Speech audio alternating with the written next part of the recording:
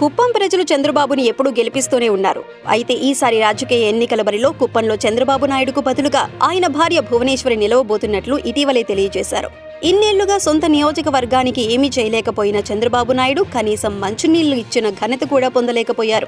ఇటీవలే CM YS Jaganmohan Reddy అయ్యాక తమ పార్టీ సైతం ఎలాంటి భేదాలు లేకుండా అన్ని నియోజకవర్గాల అభివృద్ధికి కృషి చేస్తున్నారు. ఇలాంటి సమయంలోనే చంద్రబాబు భార్య భువనేశ్వరి ఒక కీలకమైన ప్రకటన చేశారు. అదేమిటంటే ఇక చంద్రబాబుకు విశ్రాంతి ఇచ్చి తను పోటీ చేద్దామనుకున్నట్లుగా బహిరంగ సభలో తెలియజేశారు. సీఎం జగన్మోహన్ రెడ్డి ముఖ్యమంత్రి అయ్యాక కుప్పం రూపురేఖలే మారిపోయాయి.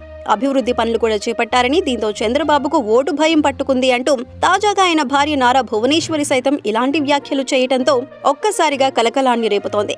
దాదాపుగా కుప్పం నుంచి 35 ఏళ్లుగా చంద్రబాబు పోటీ చేస్తున్నారని, ఆయనకు ఈసారి రెస్ట్ ఇచ్చి తాను పోటీ చేయబోతున్నట్లుగా భువనేశ్వరి తెలిపారు.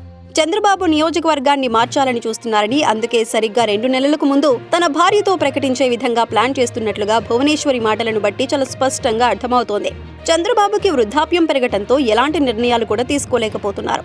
ఇలాంటి సమయంలో తన కుమారుడు లోకేష్ ను ఎంత ఎంకరేజ్ చేసినా ఫలితం లేకుండానే పోతుంది. దీంతో చంద్రబాబు రాజకీయాల నుంచి తప్పుకునే విధంగా అంతర్గత చర్చ జరుగుతోందని వార్తలు వినిపిస్తున్నాయి.